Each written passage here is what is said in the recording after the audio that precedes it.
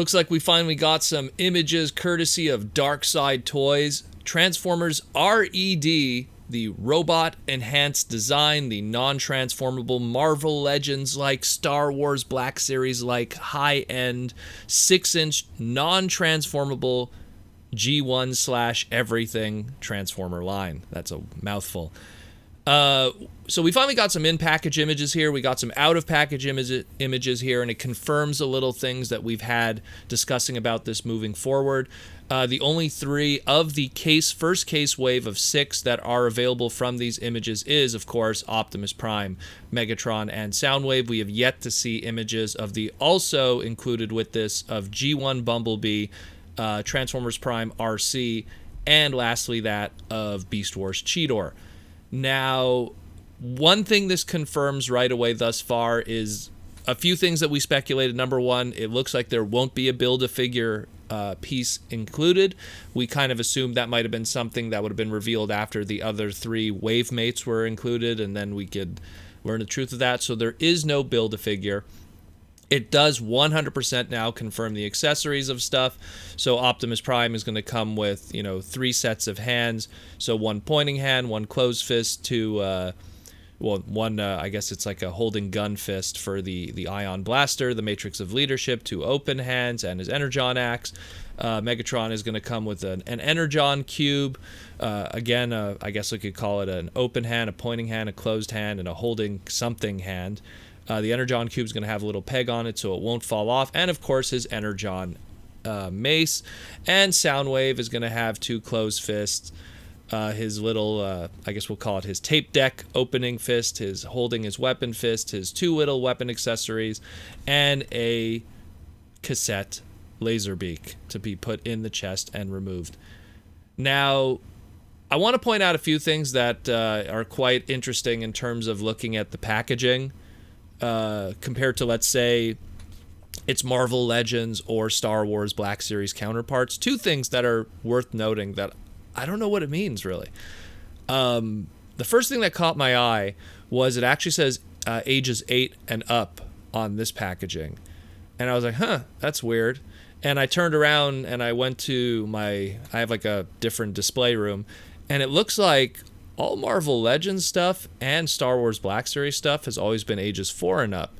So what is different about this one in terms of small plastic pieces or whatever that ages 8 and up are necessary? That's an interesting thing too. The second thing to note that was a little concerning for me, just a little bit, is Star Wars Black Series and Star Wars Legends and Marvel Legends are both made in China through Hasbro, primarily because the paint applications and the plastic assembly is a little more higher end and a little more pricey.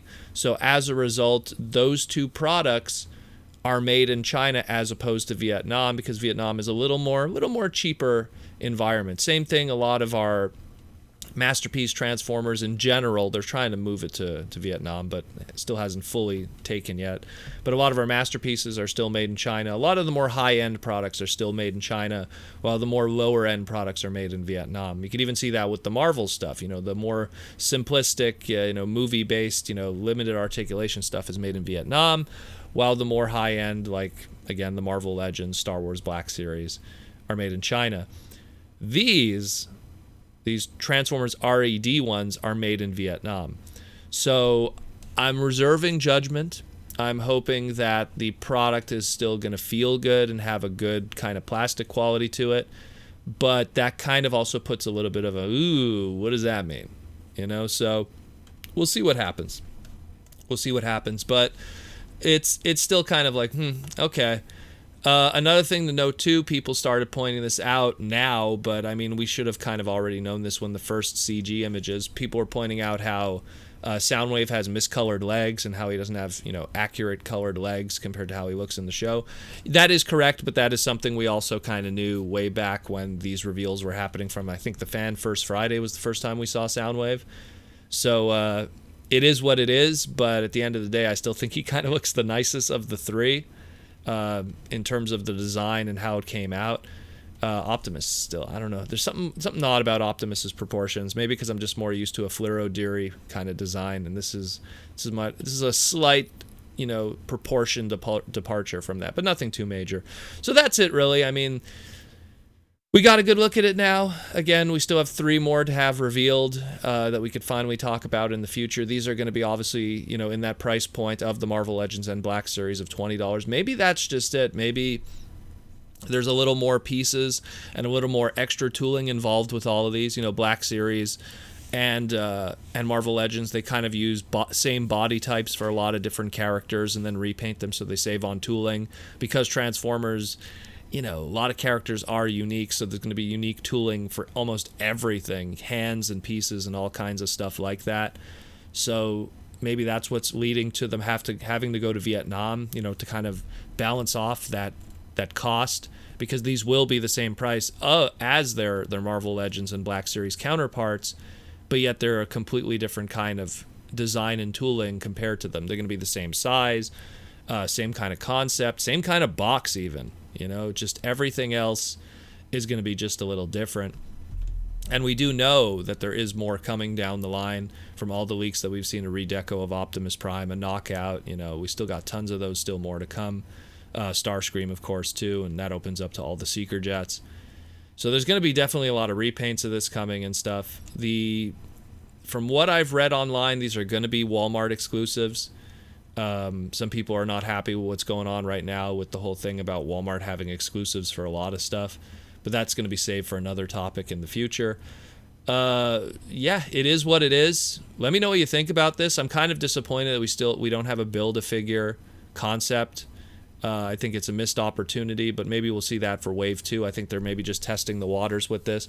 But I really feel that the Build-A-Figure thing would have really helped this, because there's always going to be someone that's the weak one in the wave, someone that people are not going to buy. Who knows? Might be RC. Maybe people won't want to buy RC or Cheetor or Bumblebee. Maybe Megatron might be the one that's left behind.